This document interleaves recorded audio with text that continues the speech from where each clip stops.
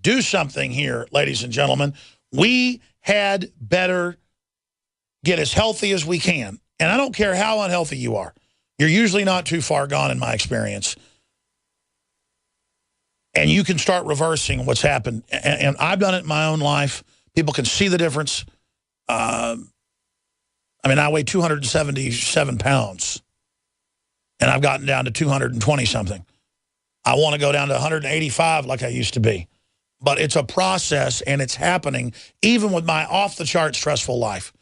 Even with only getting to exercise sometimes once or twice a week. I was exercising 7 days a week 4 or 5 years ago trying to lose weight. It wasn't working. Exercise twice a week now. Eat a little bit better. Take the longevity products, InfoWarsHealth.com. Take the Survival Shield, super nascent iodine from the Pure Crystals, the Super Male Vitality from InfoWarsLife.com. It has been so amazing to really go through the book with people and give them some of the secrets that weren't secrets 100 years ago, so we can really fight back against this sickness system where not the doctors, but the brain bugs up top, the Rockefeller-run medicine, they know exactly what they're doing. You're exactly right. And, of course, the Rockefellers, they go way back to the beginning of 1914 in what was called the Flexner Report. The Rockefellers and the Carnegies paid for a report to be made on all of the various medical schools, about 132 medical schools, and they funded 32 of them because they sold the products that the Carnegies and the Rockefellers sold. And they didn't give any money to the other medical schools, so they just dried up and died. They paid legislators at the federal and the state levels to make medical doctors king, if you will. They protected monopolies, self-policing, and they also paid to have all their competition made into third-class citizens who would not be paid by insurance. Because competition is a sin, as John D. Rockefeller said. I interrupted, though, with the break. Going back, finish up with the machine oils, yes. What we eat. Okay, well, yes, the Crisco started out as a machine oil for all these huge factories in Europe and the United States. And Procter & Gamble bought it initially to make soap out of it. And there was resistance from mom and grandmom because they were making their own soap. And so they had to figure out that, you know, we could probably sell more of this stuff, this machine oil, as food than we can as soap. And so they began to sell it as food. They got resistance again because grandma and mom had been using lard and cream and butter for centuries. And so they got Ansel Keys, who's another Nazi sympathizer who was on the board of the American Heart Association. And of course, the Nazis on record, they weren't going to just conquer the whole world militarily. And I've got to dig out these documents. It's in some documentaries I saw a long time ago and read about as well. They were going to take over with soft kill, where they adulterated the food and water. They put fluoride in to slowly weaken the population they were in control of. They wanted a stealth kill. And in one Nazi document, they described it like, you know, if you wanted to get rid of wild dogs, you would just poison their water hole. And then they'll never know because it's a slow kill, flavorless poison that they were recommending. And so that's why. Go ahead, I'm sorry. Yeah, no, it's all good stuff, Alex. You're right on target. And that's why everybody loves you. No, continue, though. Okay. It's just they're so diabolical. Now, that's the right word. That's the right word. And so Procter & Gamble said, we can't sell it as soap. We can't sell it as a machine oil anymore because the main original guys who made it were selling it faster than they could. And so we're going to sell it as food. And they couldn't, they were getting resistance. And so this Ansel Keys, who was on the board of the American Heart Association and on the board of Procter & Gamble, he says, well, let's sell it as a replacement for animal fats. And they came up with an advertising scheme to replace cream and butter and lard with this Crisco, which was a machine oil. And they did it very well. They gave $1.7 million to the American Heart Association. This is part of their written history. They cannot deny it. And they endorsed Crisco as a healthy replacement for animal fats like lard and cream and butter for cooking. And as a result, they have killed more Americans and more Europeans than the Nazis ever thought of doing because of heart disease caused by these oils. In fact, I've seen some doctors and people looking at the statisticians, they believe that these type of false artificial garbage fats that replaced animal fat and natural plant fats may have killed more than cigarettes. Oh, absolutely. No doubt about it. We're talking about hundreds of millions of people. Just by mistakes in offices right now, medical doctors in America kill, injure, and infect 15 million Americans every year in their offices. We had an article a few years ago that we wrote, because it was right there on their site, where even the Centers for Disease Control lists doctors killing people as the #3 cause of death in the country. It's actually accidents by doctors. Number three. Yeah. Doctors are #1. Just proactively what they do. They killed Andy Rooney. They killed Dick Clark. They killed Neil Armstrong. And they get a walk. They kill these very famous people, very high-profile people. Who kills our top astronaut and gets a walk? If Al-Qaeda would have done that, we'd have sent over drones and blown up baby food factories or something. And here the doctor kills Neil Armstrong, our top astronaut, first guy on the moon, saved 2 doomed NASA missions. The doctor gets a walk. He creeps off into the dark, just like all these doctors who are taking care of these people. Who's Neil Armstrong? Justin Bieber. I mean, people know who Justin Bieber is. They don't know who Neil Armstrong is. They don't know who our top astronaut, Neil Armstrong? I'm telling you, first man to walk young people do not know. Oh, my gosh. I'd say 30s and unders, literally, they know how to wear different colored socks and act trendy. Oh, my gosh. Well, we're in trouble.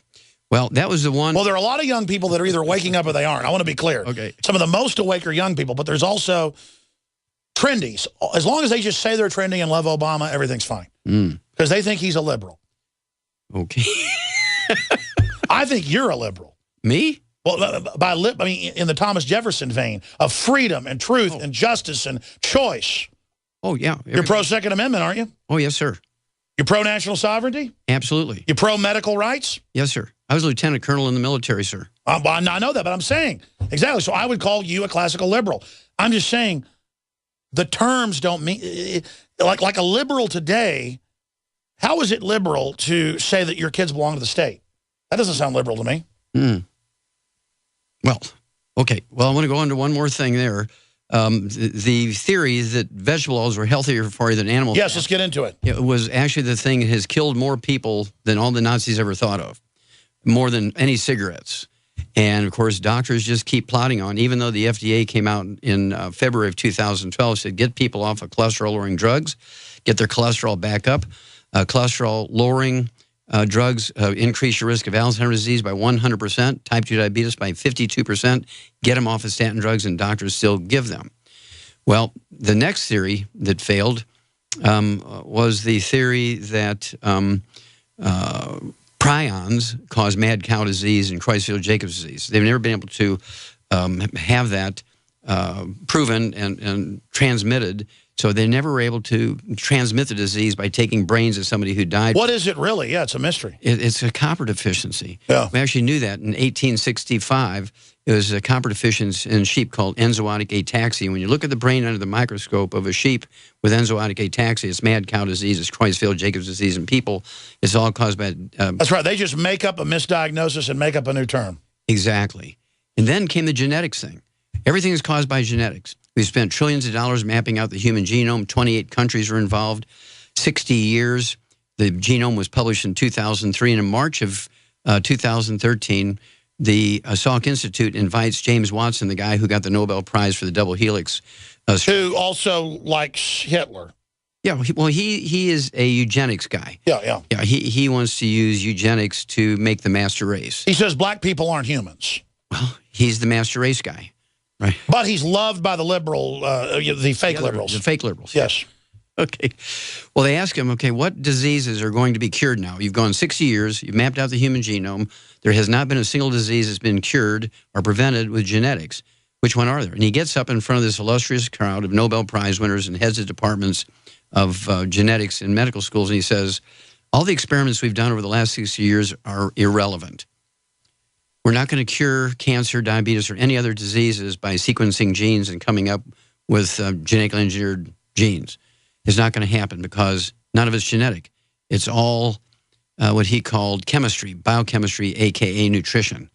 And all the reporters ran out of the room. They called their editors. Their editors talked to the medical schools. The medical said, oh, he's an old man. We got 850 genetic screening. And by the way, here I am discrediting him. He did get the Watson Trust, another family, the IBM folks, to fund him. They funded the Nazi machines, all of it. I mean, he is a big eugenicist. But the point is, he did, at Cold Springs Harbor, develop most of the sequencing. He is smart when it comes to that. And he's saying, yes, we've got to have the obvious. I mean, look, Look, it isn't bad genetics that I have to have oxygen to live. If I get strangled to death or I die, my car runs into a lake, they don't say he had bad genes because his lungs couldn't handle the water. It was that I'm not designed to breathe water. I'm designed to breathe oxygen.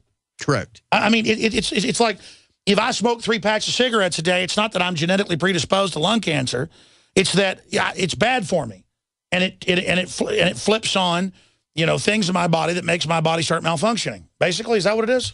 You're exactly right. And there's 2 pieces. Number one, if you're missing the cofactors, essentially the nutrients, minerals, vitamins, amino acids, fatty acids, which puts you in a very fragile state. You cannot even exist in your environment you're designed for. And then you throw in these toxins that have been created by these monsters of industry called the pharmaceutical industry. And, of course, that's how we got paid for the war debt in the Second World War. The reparations where we got all of the pharmaceutical companies, which were not publicly traded companies when they were in Germany. They were all Nazis. They were supporting Hitler in the war. And they were privately owned. We're talking about Bayer and Pfizer. Yeah, Germany was dominating chemicals and pharmacological. Yes. Just dominating. Exactly. And so we took them as payment for the war debt, turned them into publicly traded companies. Even kept their original heads. Oh, yeah. And, of course, many of the doctors... Mengele's family headed up a bunch of that. Yes. That's why he was allowed to go. And he died as an old man in his bed in South America. Did you hear they just dug up thousands of Irish children in England at an orphanage that they were killing in vaccine studies, and they threw them in a septic tank in the back? Yes, and they're not even getting in trouble. Well, Alex, I was in Canada in March of this year. Canadians, everybody loves Canadians because they're supposed to be nice people, right? Well, they had what they called the resident school system, where they were taking all the Indian children, the native Canadians, if you will, saying, look, to the parents, they're starving, you're not educating them, we'll take them, we'll feed them, we'll educate them, we'll send them back as doctors and lawyers and engineers. And the parents were starving. Here, please take our kids and feed them and educate them, send them back. Well, they just found a mass grave near a Catholic church in Canada. Oh, we've had them on. They keep finding 50,000 bodies of children. Oh, my God. Using an experiment. 50,000 bodies. And I was there. Wow. Wow, we need to get those guys back on. Like 5 years ago, they'd find 20, they'd find 50. You're saying they found the mother lode? The mother lode, a mass grave with 50,000 bodies in it of kids between the ages of 6 and 19. They were given up by their parents to get educated. They were used in tuberculosis experiments. See, they blame the average white person in American cosmology for all the Indians and experimentation. It's not the average white person. It's evil elites. Israel's done secret tests on Jews, the same crap. The Irish, the British did it to the Irish kids. They do it to people here. They would do it with blacks because people wouldn't listen to them when they said, that guy killed my baby. But so they did over-target them as well. So there is some racism there. But these people, what do you call them? They're just demons. I mean, how do you inject little Irish kids with stuff you know is really going to kill them and call it a vaccine trial? Well, you have to appreciate, Alex, that this all goes back to Francis Galton, who started eugenics. He was the one who wanted to accelerate human evolution he created marriage licenses so that the bureaucrats could interview people. If you were illiterate, they wouldn't issue a marriage license because they didn't want you to have more illiterate children. And so marriage licenses were created by Francis Galton, who is Charles Darwin's brother. And he was sort of he invented the first dating clubs because he wanted to have the first tall women marry the first tall men who were all blonde-haired and blue-eyed. Yeah, they all interbred for 3 generations, and almost all of them were born mentally retarded or dead. Something like that. I mean, I'm in a documentary about it. No, you know everything. You know, I got to have you back for like 3 hours. Okay, sure. Listen, I mean, we got more segments, but it's just, you know, because you're saying it word for word, all this history nobody knows, and it's just all dead on. It's all in the book, and also, I mean, they knew 20 years ago, as you write about in the book, where they did these different worm studies and animal studies where they would give them super high nutrient diets, low calorie diets. You say it's a higher one's what's needed, and that they live 3 times longer, the worms. Yes. The mice live twice as long. One mouse fed the American diet, can't walk. The other one at the same age is running around in circles and lives 3 times as long. I mean, what's going on here? Well, it's just the basic needs. Again, we talked about earlier in the show, everybody has great genes. But if you're not giving them the raw materials to maximize their ability to achieve the genetic potential, just like a car can go 300,000 miles before you need a new engine. But if you put 6 quarts of water in the crankcase instead of 6 quarts of oil, you might not even go the distance that you would get on a tank of gas. And so you have to do the same thing with your genes. You have to give your genes every nutrient necessary to maximize that potential of 200. That's like saying I need oxygen to live? Yes. You're a conspiracy theorist. So you don't support Common Core 2 + 2 = 5? No, sir. No, 2 + 2 does not make 5. God, that's, whoa, you're a little bit of an extremist. Well, well, I'm a pathologist, and dead is dead, live is live, and nutritional deficiencies are repeatable. And so this is where I come from. These are repeatable. Well, you know the studies, the hospitals have the worst food of any place. Absolutely. You want to get sick, you want to die, go to a hospital. In fact, it was a cover article, March 2008, in the AARP Monthly Bulletin. The worst place to be in America when you're sick is an American hospital. So the truth's coming out, folks. Find the book at InfoWarsStore.com or InfoWarsHealth.com. Epigenetics, the death of the genetic theory of disease transmission. This book is one of the most important culture. In closing, talk about breast cancer. Okay, well, breast cancer is a community-inflicted disease. You said it very well there.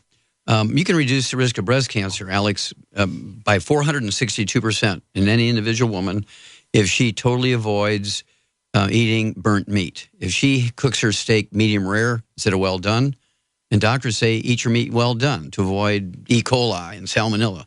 I'd rather deal with salmonella and E. coli than I would breast cancer, right? And so I keep it. They want us to be total wimps. Yeah, now they want to irradiate all the meat so nothing's in it. Just, I mean, yeah. And you can reduce the risk of breast cancer by 462% just by eating the meat cooked medium rare instead of well done. You can reduce your risk of breast cancer by 82% by supplementing with that one mineral, selenium. And that was one of my lawsuits against the FDA, which I prevailed in federal court. And then you can actually increase your risk of prostate cancer by 69% by being selenium deficient. I take a milligram a day. You're supposed to take in 200 micrograms, 1/5 of a milligram, but I take in a milligram, a full 1,000 micrograms a day. You want total bioavailability. Exactly. And I just swamp myself to prevent congestive heart failure and a type of dementia that looks like Alzheimer's disease called Korsakoff syndrome, which both congestive heart failure and Korsakoff is a deficiency of a single vitamin. I take 28,000 times the minimum. We've got 1 minute left. It's all in the book, Epigenetics. But let me just ask this. Yes. What about 2 years ago? You guys did the Clemson study we never talk about with the medical department, what they found with Beyond Tangy Tangerine. I mean, it's just unbelievable. Oh, Beyond Tangy Tangerine in our original Ultimate Classic, you can reduce the risk of colon cancer by 95%. This was in cell cultures of human cells with colon cancer. And that's Clemson. That's Clemson University, published. You can reduce the risk of colon cancer. You can actually take colon cancer cells, human cells, infected with colon cancer. You can kill 95% of the cancer with... and it didn't affect the other cells? Oh, no, no. What's happening there? Just briefly. Well, cancer cells don't have the same metabolism as normal cells. And, of course, you give them things that will make normal cell happy, kills the cancer cell. They thrive in a sick environment. I mean, like that eternal cell line, where cancer cells will live in a petri dish forever. Exactly. Our cells won't. But then you give them something good for them, it kills them. Exactly. That's why vitamin C, I guess, intravenously has been helping so much. Dr. Wallach, Epigenetics, incredible. The book available, InfoWarsHealth.com. Thank you so much for coming to town. Thank you, Alex. God bless you. You're amazing. Dr. Jerome Corsi with breaking news.